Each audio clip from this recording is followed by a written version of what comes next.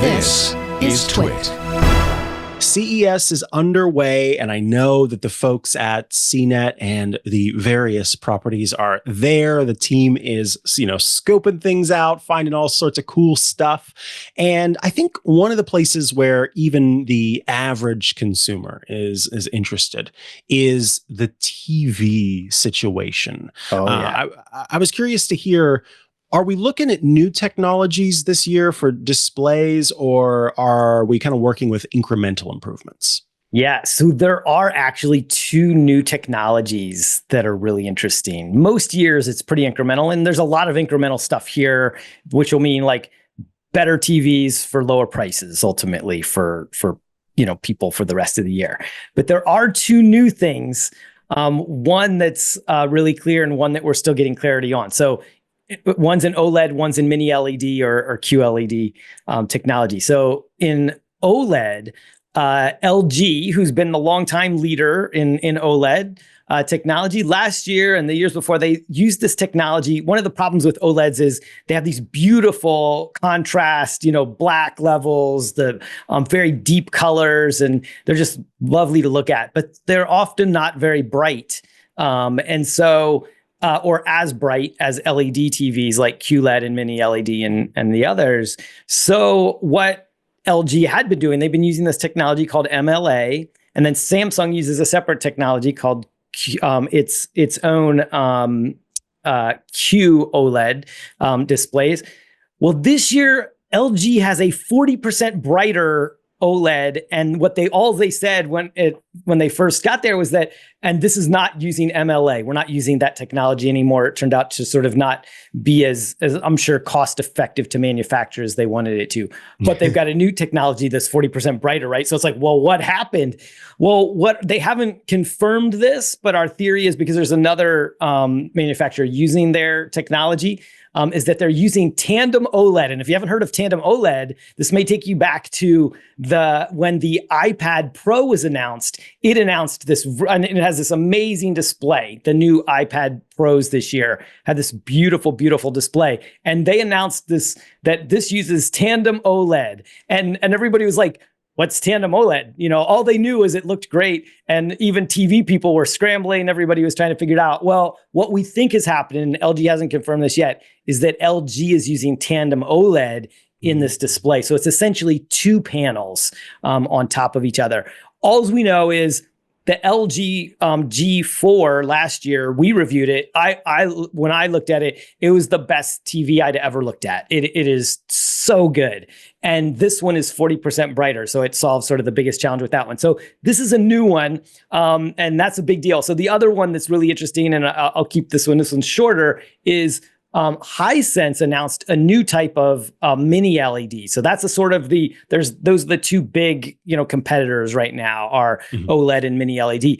But it uses, for the backlight, it uses a special form of backlight that uses, instead of just pushing a bunch of light through, it colors the light with, it has RGB. So essentially it's an RGB mini LED. They're gonna call it, something I'm sure more flashy than that, but yeah. But it's a special form of mini LED that nobody had seen before until now. And what it does is it takes and it goes in the opposite direction. Whereas mini LED and QLED and these other LED kind of TVs, they've always been really bright. They're wonderful to look at, but they don't quite have the depth of color and the contrast that OLED does. So now they are getting more with this technology, they get more like OLED. They have this more kind of color that just really sort of pops and has that level of depth and contrast. So in a sense, these technologies are getting closer together. And I think it's going to be interesting to see, but I think that in the short term anyway, this breakthrough from Hisense may be the one that impacts consumers more, because that technology is likely to be cheaper and more accessible to more people and will be in future TVs, not just this year, but especially in years to come. So it's a pretty exciting year for TVs. Absolutely. Yeah. That actually was really exciting, because I was worried, I guess, that this was going to be kind of a year of the incremental improvements and the almost a wider gap between what OLED can provide versus the sort of standard LED, LCD display. So it's cool to hear that they're still working on that. They're closing the gap, which is interesting. Yeah, that is interesting. Speaking of display technology, something that just kind of blew my mind was the stuff that Lenovo announced. It's like trying to find a way to make mobile computing, I guess, as productive as I find my multiple display setup that I have going on here. So tell us about what Lenovo announced. Yeah, Lenovo has, and it's interesting. We've seen the last few years, Samsung Display has been showing off these concept of different kinds of displays: rollable, foldable, extendable. Even this year, they had one that you could sort of press from the back and it's sort of like bendable in the middle. Really interesting. But essentially, Lenovo is taking some of this. We don't know if they're using Samsung Display or who they're using, but they're using one of these advanced display makers. And they have a laptop that you basically just sort of wave like this, and what your laptop is, that screen goes from this to like extends upward and essentially double the size. The cool thing about this is that, during the pandemic, a lot of people who had laptops bought monitors for the first time because they're like, well, if I'm going to be at home, I might as well have a bigger screen. And they got used to it. And now a lot of people are going back to their laptops and they're like, boy, I really miss that large screen and the extra screen real estate. So this is a way to get that. This is a very CES product because essentially double the price to get an extra screen. So it's like a $1,700 laptop that turns into a $3,500 laptop to have that extra, screen that sort of rolls up and rolls back down. When you can get for $100 or $200, you can get a little display that you just can, attach to the side of your monitor. So I wouldn't recommend this product to a whole lot of people, but it is an interesting concept and it shows that, that they're pushing the boundaries. Like I said, this is a very CES product. It's one that gets a lot of attention, but I don't know how practical it is for most folks. Yeah, I kind of agree there. The practicality is a little wanting, but it's certainly interesting when, the companies are just pushing the bounds a little bit. Now, I think one area that every year I've gone to CES, I have, been hopeful about. And some years they lied to us by having people inside these alleged robots actually doing this for us. And some years they said, oh yeah, they showed us videos and said, yeah, this box here, that's going to be what I'm saying. Let's talk about laundry. Is this finally the year that robots are going to do my laundry, Jason? Please? Micah, sadly, no, this is not the year. No. Every year we think of it, it might be, right? So yeah, robots, CES is like a TV show, but if it's not about TVs, the next thing typically now is about robots. And especially now that it's really like AI show too, right? Even more so it's about robots. And there are some interesting things. There were some, but we've been talking about since the 1950s. We've been waiting for like these Jetson like robots to like do all the chores for us, to wash the dishes, to do the laundry, to fold the laundry, to take out the trash, all of the things. None of the robots we saw here are anywhere close to that. The one laundry one is like a slightly smarter laundry, machine, a washing machine. It's not really a robot, I think, in any sense of the way. I think what we've learned these companies that have been working on robots for a long time, and we could talk more about robots if we want to talk about NVIDIA, Cosmos, but because there is some hope for the future. But what we're learning is that there are things that robots aren't good at. Especially these companies that have been working on making like human-like robots, is they're not very good at fine motor skills, right? They're not very good at picking things up. They're not very good at placing things in precisely. The human body is quite remarkable as just if you think of it as a machine. And there's a lot that we might be still decades or hundreds of years away from getting to where we can replicate some of the things we do. Tesla found this out when they built a bunch of robots to build their cars, and then they had these robots that were putting the seats in the cars, and they were like jamming the cars in and like breaking things, and they weren't getting it right. And they're like, you know what, forget that. They took the robots out and used them for something else and said, people are much more efficient and accurate and effective at putting things in very precisely. I think that's what we're still learning. What are robots really good at that humans can't do? Things like holding weight really, large amounts of weight. What are humans good at that robots aren't? And it's more of those like fine motor skills. And I'm afraid that laundry is one of those things that's going to come into that. Like it's going to be a long time before a robot can do our laundry, but you never know. Oh, that's too bad. Yeah. Well, you mentioned it, and I think we should talk about it. This, of course, involved, I think, what's kind of become a big splash with NVIDIA announcing Cosmos. Tell us a bit about what NVIDIA announced in general, and then specifically about Cosmos.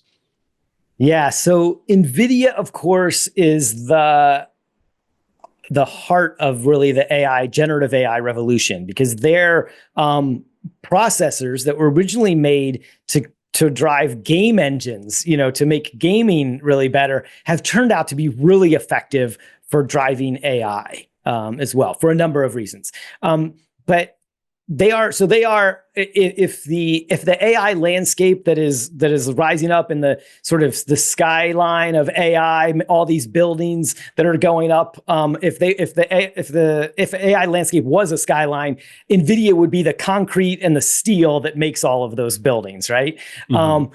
So what they announced is really interesting, and we did name this. So CNET, ZDNet, and our the CNET group brands, we named this the best of CES, official best of CES for AI, and then also best overall. So NVIDIA Cosmos. That's because what it is it is a framework. The biggest problem, and Jensen Huang, who is the CEO of NVIDIA, said this, like, robots need a lot of data. That's the biggest problem. It takes a lot of data to train a robot. And unless you're Tesla out there with millions of vehicles collecting data every day, everybody else is really struggling to have enough data to train these things on. So what Cosmos is, it uses AI to create the training data. Some people call this synthetic data, and they worry about this, but essentially it can take real world models of a factory, a neighborhood, a vehicle, anything, and it can turn those models into essentially synthetic videos, and then it can use the data to train, a robot how to navigate a warehouse, how to an autonomous vehicle, how to navigate city streets in Phoenix, Arizona, or Petaluma, California, or wherever. So the thing is really, they're trying to solve the biggest problem in robots and autonomous vehicles today, which is that they're very hungry for data and they don't have enough training data, and it's taking too long to get the training data that they need in order to do it. So Cosmos has the potential to be the thing that could enable a lot of future innovators for the CES, award winners, the CES product and innovators of the future, and that's maybe what's most exciting about it. Understood. I guess lastly, I'll ask you if there was anything else quickly that stood out as particularly if it's weird or it's weird, fun. Yeah, that was of interest. I'll give you one weird thing and one practical thing. So the weird one was, there was this thing, and you may have heard of it. It was like the electric salt spoon. So there are a lot of cultures that use very salty foods, and those salty foods can cause a lot of chronic diseases, can lead to a lot of chronic diseases, right? And so what this spoon does is it uses electron, it's electric, and it makes low sodium food taste a little bit more salty, because when you taste it, it sort of electrifies your tongue a little bit. It doesn't buzz you or something. It's indistinguishable from, any other spoon, but it gives the sensation of the food being a little bit saltier than it really is. So this was a really interesting product. I think very ingenious, and what an interesting idea. It sounds sort of corny and off the wall, but you have to think, like, that's a health problem that it could also be solving at the same time. And so that's pretty interesting. The other one that was a really kind of a shocker at CES was TCL announced a TV, their 6M, 6MK. Oh no. Q6MK. Whew, not a product that rolls off the tongue. The QM6K.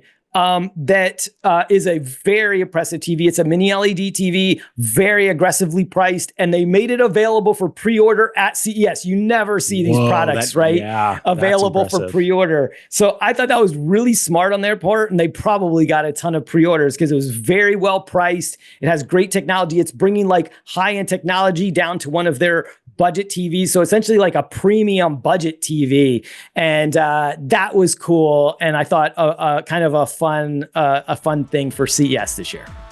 Thanks so much for watching this little chunk of Tech News Weekly. If you'd like to get the full episode, well, head over to twit.tv/TNW. There you'll find buttons you can click or tap to subscribe to the entire show in audio and video formats. Or just look in the description. We've got links down there as well.